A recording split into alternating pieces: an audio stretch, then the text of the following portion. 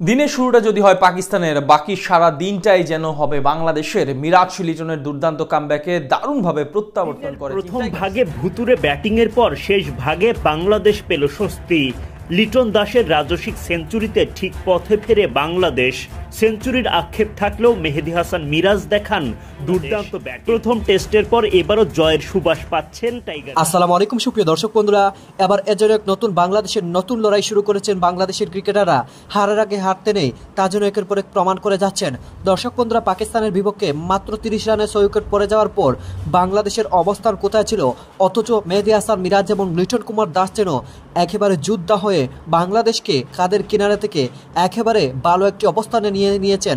দর্শক বন্ধুরা, অন্যদিকে বাংলাদেশের ফিল্ডিংয়ে বাংলাদেশের বোলার হাসান মাহমুদ এক চমক দিয়ে মাত্র 10 বল করে 2 উইকেট তুলে নিয়েছেন।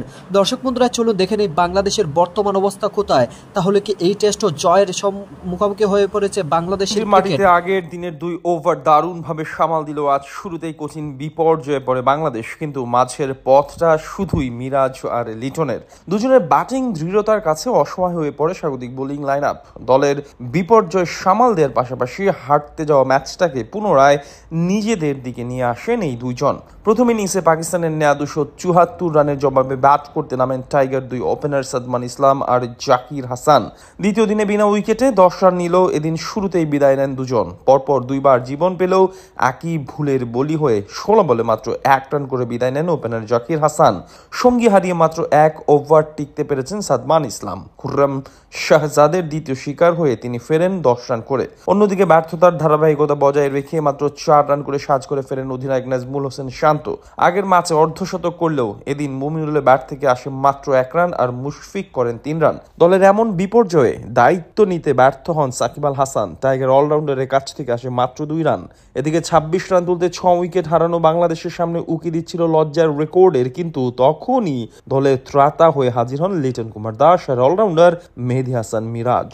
প্রথম 11 ওভারে 6 উইকেট হারানো বাংলাদেশকে পরে 40 ওভার টেনে নেন এই দুইজন। এদিন ব্যাট হাতে শুরু থেকেই বেশ সাবলীল ছিলেন লিটন। তাকে দেখে মনেই হয়নি দল এমন বিপর্যয়ে। প্রতিটা বলই অসাধারণভাবে দেখে শুনে খেলতে থাকেন তিনি। অন্যদিকে আগের ম্যাচের মতো এই ম্যাচেও নিজেকে শতভাগ প্রমাণ করেন মিরাজ। সাথে বুঝিয়ে দেন কেন তাকে একজন পুরোদস্তুর অলরাউন্ডার বলা হয়। দুজন মিলে প্রাথমিক ধাক্কা সামাল দেওয়ার পাশাপাশি গড়েন 165 রানের বিশাল জুটি, যার সুবাদে ম্যাচে ফিরে টিম টাইগার্স। দলীয় 191 রানে খুররম শাহজাদের বলে বোল্ড হয়ে ফেরত যান মিরাজ। তার ব্যাট থেকে আসে 124 বলে 78 রানের দায়িত্বশীল ইনিংস। বিপরীতে এক প্রান্ত আগলে রেখে ইনিংস ব্যবধান কমাতে থাকেন লিটন দাস। সাথে বুঝিয়ে দেন বর্তমানে কেন তিনি দেশ সেরা তো বটেই, বিশ্বের অন্যতম সেরা ব্যাটার। 78 রানে মিরাজের বিদায়ের পর প্যাভিলিয়নের পথ ধরেন তাসকিন। তবে হাসান মাহমুদকে নিয়ে জুটি করে দলকে বিপদ মুক্ত করেন লিটন দাস। 171 বলে 2 ছক্কা আর 11 চারে তুলে নেন দুর্দান্ত এক সেঞ্চুরি। আগা সালমানের বলে 138 রানে লিটনের বিদায়ের পর শেষ হয় বাংলাদেশের প্রথম ইনিংসের অধ্যায়, আর তাতে টাইগারদের সংগ্রহ দাঁড়ায় 10 উইকেটে 262 রান।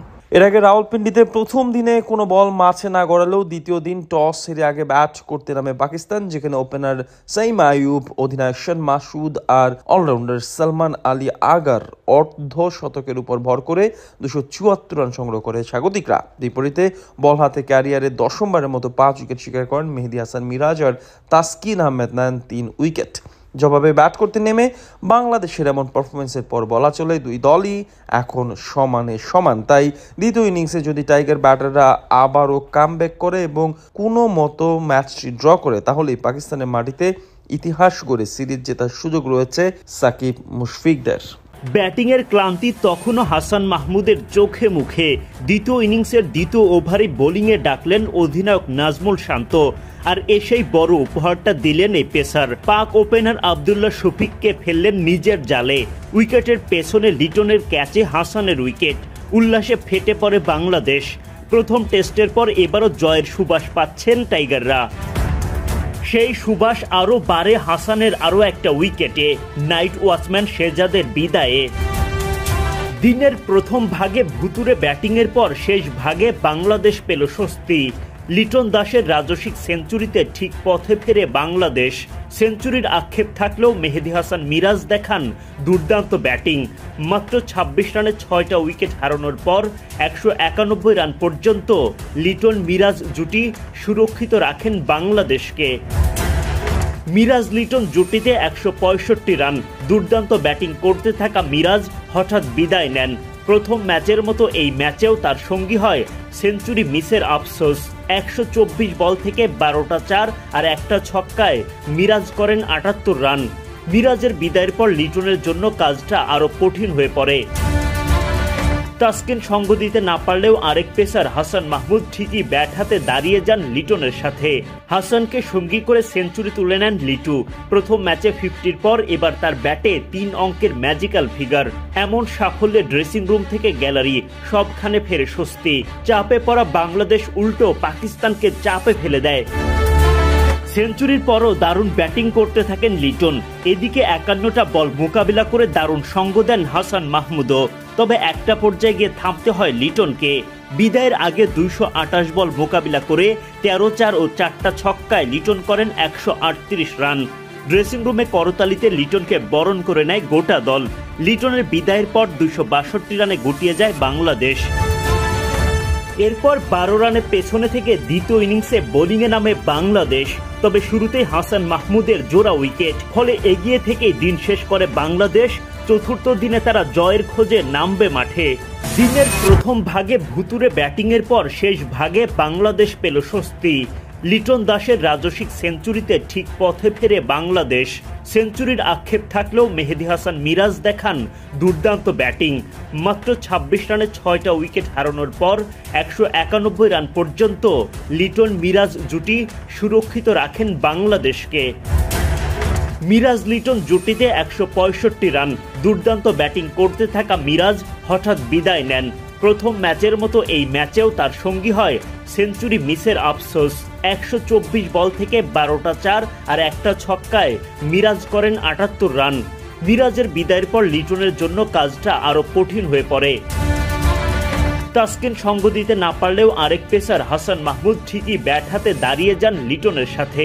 হাসানকে সঙ্গী করে সেঞ্চুরি তুলে নেন লিটু।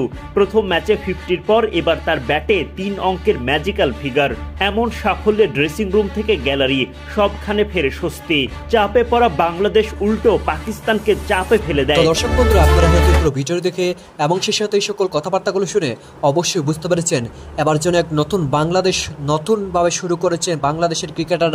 তো দর্শক বন্ধুরা, আপনারা পুরো ভিডিও দেখে এবং সেই সাথে এই সকল বিষয়গুলো জেনে আপনারা কি মনে করেছেন? তবে কি শেষ পর্যন্ত এবার দ্বিতীয় টেস্ট জয় করে পাকিস্তানকে হোয়াইট ওয়াশ করার স্বাদ নিতে পারবে বাংলাদেশের টাইগাররা?